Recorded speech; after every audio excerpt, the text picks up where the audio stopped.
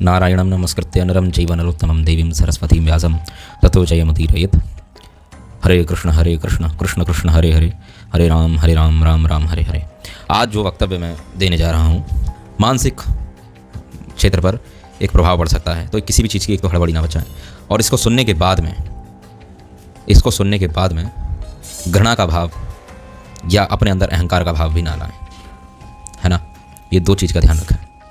हाँ, दया का भाव अवश्य ला सकते हैं, चाहे समाज के प्रति या किसी भी वस्तु विशेष या व्यक्ति विशेष या किसी भी प्रकार की जो समाज में योजनाएं चल रही हैं धर्म के नाम पर या फिर शिक्षा के नाम पर, शैक्षणिक विभाग है, चाहे वो हमारे वर्ण को लेकर के हो, चाहे आश्रम को लेकर के हो, या हमारे आसपास होने वाली गतिविधियों को लेकर के हो, जो कि धार्मिक गतिविधियां हों या फिर हमारी प्रशासनिक गतिविधियां हों, या देश प्रदेश विदेश, गांव क्षेत्र मोहल्ला घर परिवार रिश्ते खानदान आदि के अंदर जिस भी प्रकार से आप कुछ ऐसी विकृतियां देखें जो कि आपको यह सब सुनने के बाद, जो हम बातें करने वाले हैं, इसको सुनने के बाद कुछ ऐसा लगे, तो ऐसी स्थान या व्यक्ति विशेष पर घृणा ना करें, दया करें। और घृणा भी नहीं कर सकते, दया करना एक उचित है। अगर कोई समझना चाहता है तो उसे आप बता सकते हैं, अन्यथा अपनी शक्ति बर्बाद ना करें।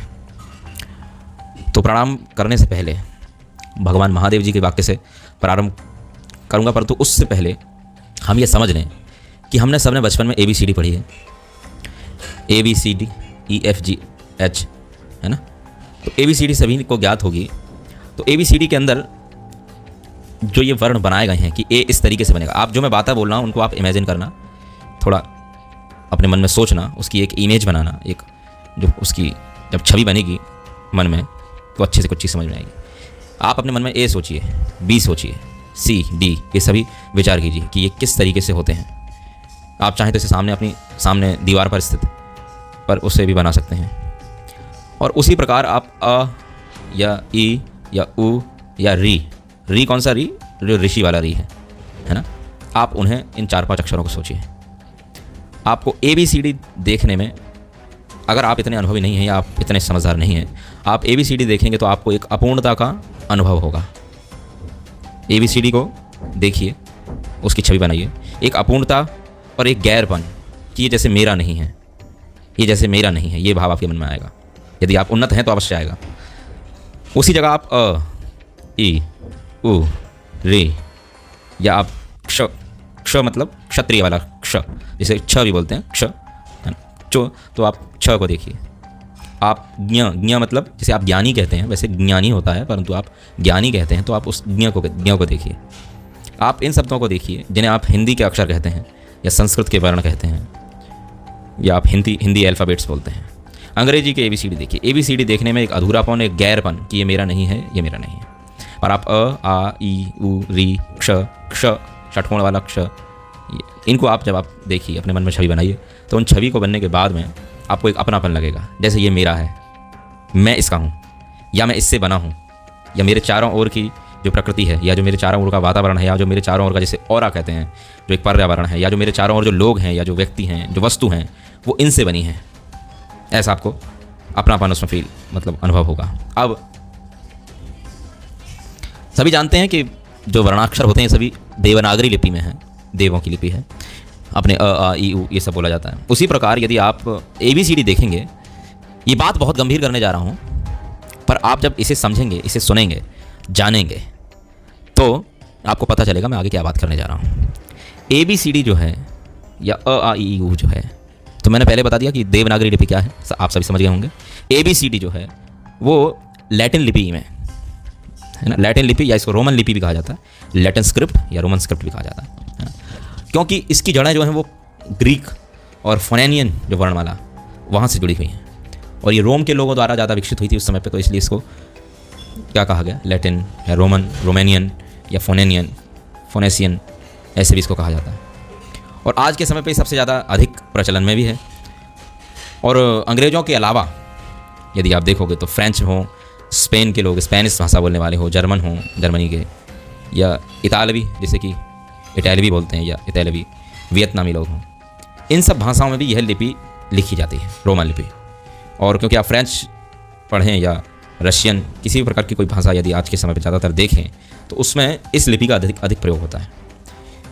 क्योंकि इसके अंदर वोवल्स हैं, व्यंजन हैं, जो स्वर और व्यंजन बताए जाते हैं, वो अलग अलग अक्षरों को बोल दिया। अब इसमें कैपिटल लेटर्स, स्मॉल लेटर्स, ये भी है ना, माइनस्कल, मेजस्कल, ऐसे करके बोला जाता है। जो ये सब बातें आप देखोगे तो ये हमारे पास की चीज़ें लगती हैं। अब यह लिपि अधिकतर जो प्रयोग में आई, वो लिपि प्रयोग में आई अधिकतर म्लेच्छों के द्वारा। अब बोलेंगे म्लेच्छ क्या होते हैं? म्लेच्छ क्या होता है?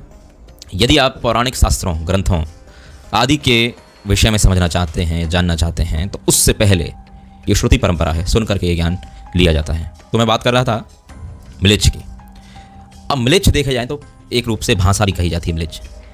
म्लेच्छ शब्द, म्लेच्छ का मतलब जिनका जो उच्चारण है वो अस्पष्ट है, स्पष्ट उच्चारण नहीं है। म्लेच्छ धातु जो है, म्लेच्छ शब्द जो है, म्लेच्छ धातु, जिसका अर्थ भी एक अर्थ होता है कि अस्पष्ट बोलना। क्योंकि जो लोग संस्कृत नहीं बोलते थे या जिनका उच्चारण देवनागरी लिपि का नहीं था, जैसे कि मैं आपको एक उदाहरण दूं, जैसे अंग्रेज लोगों में या कई जगह कई म्लेच्छ हैं जो त का उच्चारण कर लेते हैं, त का। हमारे यहाँ जो त से तांडव कर होता है, या जैसे हिंदी में त से तरबूज कहते हैं, तो वो त का तांडव कर जो है, वो त का उच्चारण कई अंग्रेज लोग नहीं कर पाते, या कई म्लेच्छ नहीं कर पाते, तो कई जगह के म्लेच्छ कर लेते हैं। जैसे ठ का उच्चारण नहीं कर पाते और द का उच्चारण नहीं कर पाते, पर कई स्थानों में कई म्लेच्छ उस चीज़ का या उस वर्ण का उच्चारण कर लेते हैं। तो वर्ण भेद के हिसाब से भी देखा जाए तो स्पष्ट भाषा नहीं बोल पाते थे, मतलब अस्पष्ट बोलते थे। जो कि स्पष्ट नहीं है वो अस्पष्ट है। जो अस्पष्ट भाषा बोलते थे ऐसे लोग को ज़्यादातर म्लेच्छ कहा जाता था। परंतु यदि ऐसा कहा जाता तो वो तो भारत में भी कई ऐसे लोग आपको प्राप्त हो जाएंगे जो स्पष्ट नहीं बोल पाते हैं, तो फिर इसका मतलब क्या उन्हें भी म्लेच्छ घोषित कर दें? नहीं, ऐसा नहीं है। अब इसके अनुसार यदि आप देखोगे तो एक जातिगत, जाति का मतलब जिसका जिस प्रांत में जहाँ जैसे जन्म हो गया, तो यवनों में बहुत सारी जाति हैं, जैसे हूण हैं, शक हैं, और पहलव हैं, यवन हैं, और तुर्क हैं, ताजिक हैं, गुरुंड हैं, ऐसे बहुत से शक हैं। अब आज के समय पर यदि जो इनके लिए उच्चारण करने के लिए या समझाने के लिए जो दो एक शब्द रह गए हैं, मतलब ज़्यादातर जो प्रचलन में है, आप उन सभी शब्दों को सुनते होंगे, उनमें से दो शब्द निकल जाते हैं। एक बोलते हैं मुस्लिम, अगर थोड़ा सा कोई समझता है तो बोलते हैं मुस्लिम, और एक बोलते हैं कि भाई अंग्रेज, कि जो अंग्रेज है वो म्लेच्छ है और जो मुस्लिम है वो म्लेच्छ है। परंतु सभी लोग अंग्रेज नहीं होते हैं।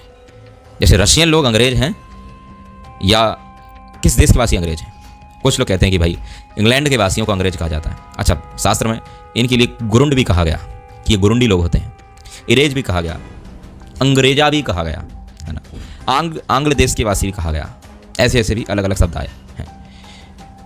और आज के समय पर जिसे आप मुसलमान कहते हैं, या आप जिसे ईसाई कहते हैं, या दूसरी भाषा में कहूँ तो जिसे आप अंग्रेज कहते हैं, या मुसलमान कहते हैं, या मुस्लिम कहते हैं, या इस्लामिक कहते हैं, या इस्लामियत को फॉलो करने वाला कहते हैं, ऐसे लोगों को आज के समय पे लोग म्लेच्छ के रूप में जानते हैं। परंतु मैंने आपको बहुत सारी म्लेच्छ के अंदर भी जातियाँ बता दी, जैसे यवन, खस, शक, पहलव, हूण, तुर्क, ताजिक, यवन, और आंध्र, पुलिंद, पुलकश, आभीर, शुंभ, है ना, ऐसे ऐसे कई प्रकार के जो लोग थे, इनको भी म्लेच्छ कहा जाता है। अब इन म्लेच्छों ने, या फिर ये भी कहा जा सकता है, एक छोटी सी एक और बात है कि जो भारत भूमि से बाहर के देशों में रहते थे उन्हें म्लेच्छ कहा जाता है, ऐसा भी कहा जाता है। कभी कभी यदि आप बहुत ही पौराणिक रूप से जाओगे और ही ज़्यादा ऊपर जाओगे तो वहाँ कुछ ऐसा वर्णन भी प्राप्त होता है कि हिमालय से लेकर के और जो विंध्य पर्वत के बीच का क्षेत्र है, जिसे आर्यावर्त कहा जाता है, इस आर्यावर्त की सीमाओं से जो बाहर लोग रहते थे उन लोगों को म्लेच्छ देश का निवासी माना जाता है, और उन देशों को म्लेच्छ देश कहा जाता है। एक बात और बताई जाती है म्लेच्छ के विषय में कि भाई मनुस्मृति में कहा गया कि जहाँ पर कृष्ण सार मृग, मतलब जो काला हिरण है, काला हिरण जिन क्षेत्रों में विचरण करता था, और उन देशों को आर्यवर्त देश बोला जाता था। अब देखा जाए तो आपको काला हिरण पहले के समय पे नेपाल के क्षेत्र में, और जो नेपाल का क्षेत्र है, या जो अपने भारत के अंदर का जो क्षेत्र है, क्योंकि नेपाल भी पहले भारत में ही आता था, अभी अलग से कंट्री बना दी गई वो एक चीज़, अब तो बहुत सारी चीज़ें बन गई हैं। और आज के समय पर यदि हम एक सीधी परिभाषा लें कि भारत से जो बाहर के देश हैं, जिनमें कि नेपाल हैं, बांग्लादेश भी, बांग्लादेश तो बंगाल में ही था, अभी अब देश अलग से बना दिया गया है ना, तो बांग्लादेश है, और इधर पीछे ऊपर आप जाओगे तो सिंधु देश भी जिसे कहते हैं, पाकिस्तान भी कहते हैं आज के समय पे। तो इन सीमाओं से बाहर के जो क्षेत्र हैं, बोला गया कि भाई इनको भी, यहाँ के निवासियों को और इन स्थानों को म्लेच्छ देश और यहाँ के निवासियों को म्लेच्छवासी या म्लेच्छ देश के निवासी या म्लेच्छ कहा गया, ऐसा है ना, जो स्पष्ट उच्चारण नहीं कर सकता। और जिसका कि ईरानी मूल के लोग, जैसे पहलव थे, पहलव लोग पार्थियन और ईरानी मूल के थे, और शक मध्य एशिया के बात की तो सीथियन जातियाँ थीं, है ना, यवन लोग जो यूनानी, इन सब के लिए ज़्यादातर, और रेगिस्तानी मरुभूमि ऐसे क्षेत्रों में रहने वाले तुर्की में, क्योंकि मध्य पूर्व का और जो मध्य एशिया का जो समूह है, कुछ कालखंड यदि देखो बाद के कालखंड में तुर्क और ताजिक ये लोग जो थे, ये भी म्लेच्छ कहेगा, ये भी वहाँ पर इनका निवास स्थान था। अगर हम एक बात में बोलें कि भाई म्लेच्छ क्या है, तो ये मैंने कुछ परिभाषाएं बता दी कि जो ऐसा नहीं, ऐसा नहीं, ऐसा नहीं, जो संस्कृत के विरोध में है, जो संस्कृति के विरोध में है, जो भक्ति के विरोध में है।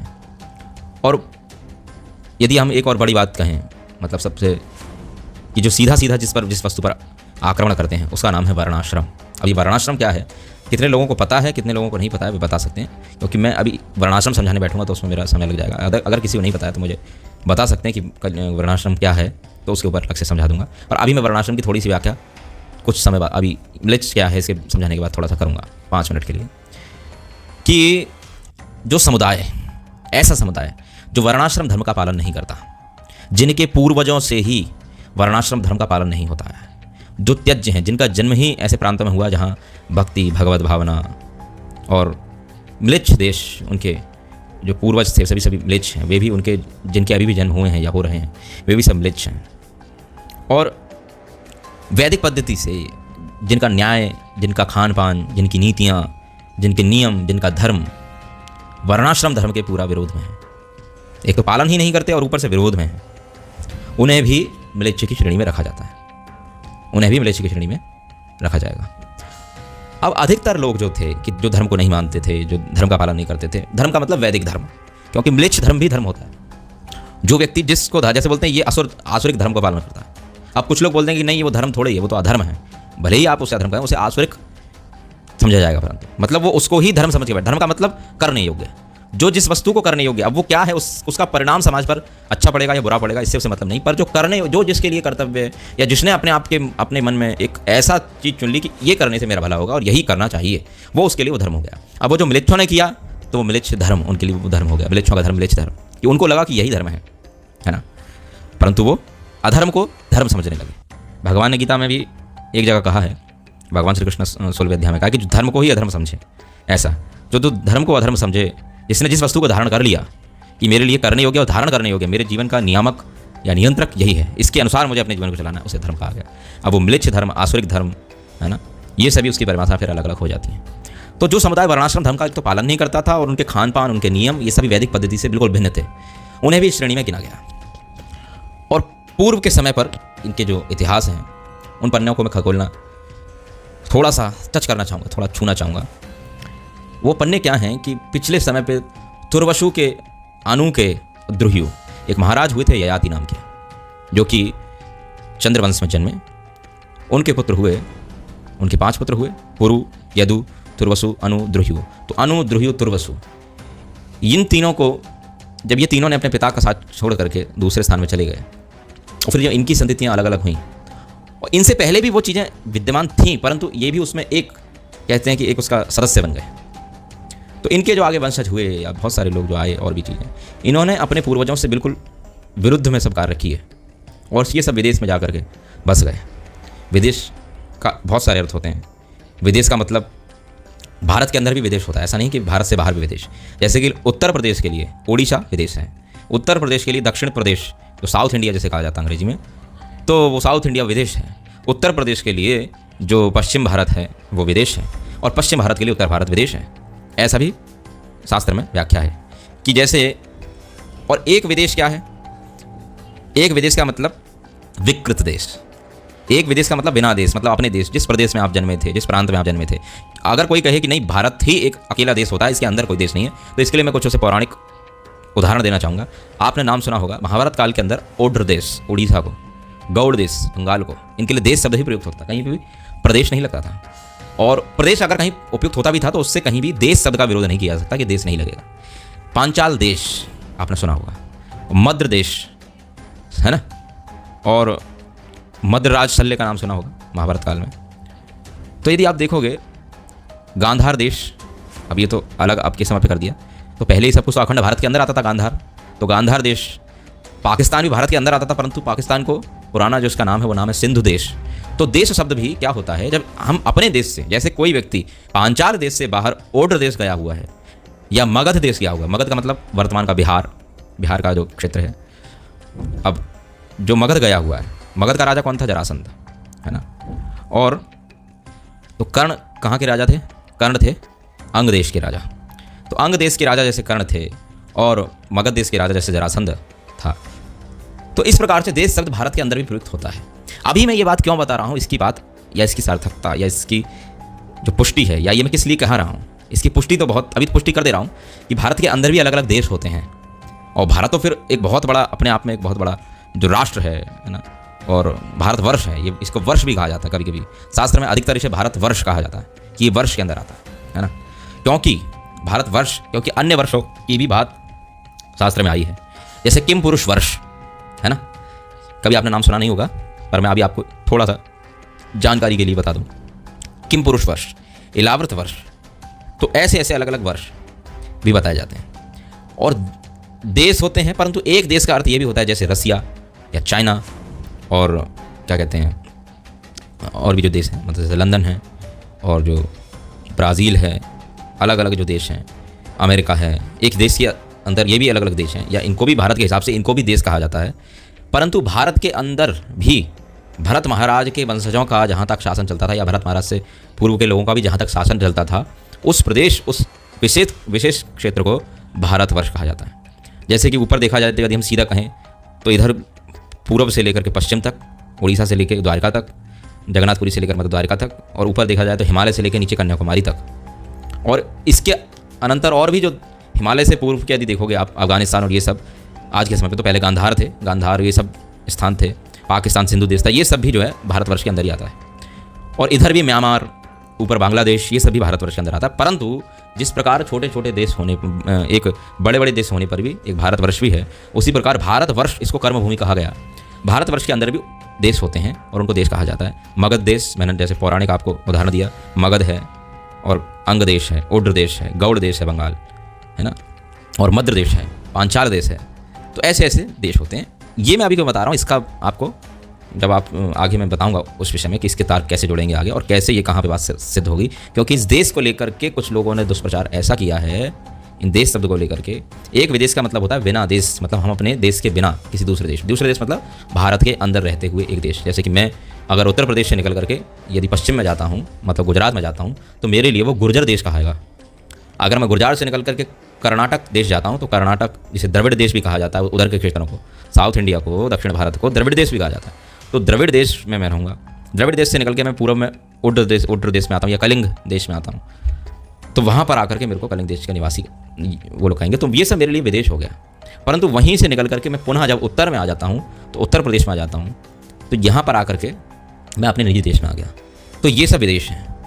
आज से 500 साल पहले भी या उससे पहले भी लोग विदेश अधिकतर प्रयुक्त इसके लिए करते थे, विदेश, क्योंकि यहीं पर उनको जाना और व्यापार आदि ये सब चीज़ें उनको यहाँ तक अधिक करनी होती थी। अब जो भारतवर्ष से बाहर के देश थे, यहाँ इतनी समृद्धि आज से, मतलब पहले, मतलब आज का मतलब जब मैं बोलता हूँ, जब मैं आज बोल रहा हूँ, तो इसमें आप 200-300 साल लेकर के चलना, 300-400 साल का अंतराल लेकर के चलना। जब मैं आज शब्द प्रयोग करूँ, ये ध्यान रखना कि आज बोलूँ तो 300-400 साल का आप अंतराल लेकर चलना कि इसकी बात कर रहे हैं। ये आने वाले 200 साल या पिछले 200-300 साल जो निकल गए उनकी बात कर रहा हूँ। अब ये बात आप समझ गए होंगे जहाँ तक है। अब जो भारत से बाहर के देश से, इनको भी विदेश कहा जाता है, और उनकी व्याख्या थोड़ी सी अलग हो जाएगी कि ये कैसे देश। उनको विदेश तो कहा जाता है, साथ ही साथ उनको म्लेच्छ देश भी कहा जाता है। और म्लेच्छ देश भी कहा जाता है, उनको विकृत देश भी कहेंगे कि जिस देश में इतना विकार है, विकृत हो चुका है कि उनको देश जैसा होना चाहिए वैसे भी नहीं है। क्योंकि देश होता है तो वहाँ एक धर्म होता है, एक न्याय होता है, एक व्यवस्था होती है, एक जो क्या होता है, एक शासन होता है, वो भी शासन धर्म का होता है, जो कि वेद और शास्त्रों के अनुसार चलने वाला। ऐसा पौराणिक समय से ये रहा है और ऐसी मान्यता भी है। और मान्यताओं पर हम हर चीज़ें वो नहीं चलती, पर मान्यताओं के साथ में कहीं ना कहीं पीछे ठोस वैदिक या पौराणिक प्रमाण भी होते हैं, तभी वह मान्यता भी आगे कायम रह सकती है। अन्यथा बिना किसी ठोस प्रमाण के कोई मान्यता अपना जो अस्तित्व नहीं रख सकती, तो उसका एक ना एक दिन खंडन हो जाएगा, है ना। जैसे कि सींग वाला खरगोश, ऐसी मान्यता, सींग वाला खरगोश ऐसी मान्यता रखना, अगर कहीं पाया जाएगा उसका कोई प्रमाण, तो उसकी पुष्टि होगी, हाँ सींग वाला खरगोश भी होता है। यदि उसका प्रमाण ना पाया गया तो सींग वाला खरगोश एक मान्यता है, परंतु उस मान्यता को प्रमाण नहीं कहा जा सकता। ये भी चीज़ है। और उसका जो प्रमाण है वो ऋषि परंपरा, जो कालवेत्ता पुरुष हैं, जो तत्वविद हैं, जो त्रिकालज्ञ हैं, ऐसे पुरुषों से उसकी पुष्टि होनी चाहिए। तो अभी तक आप मेरे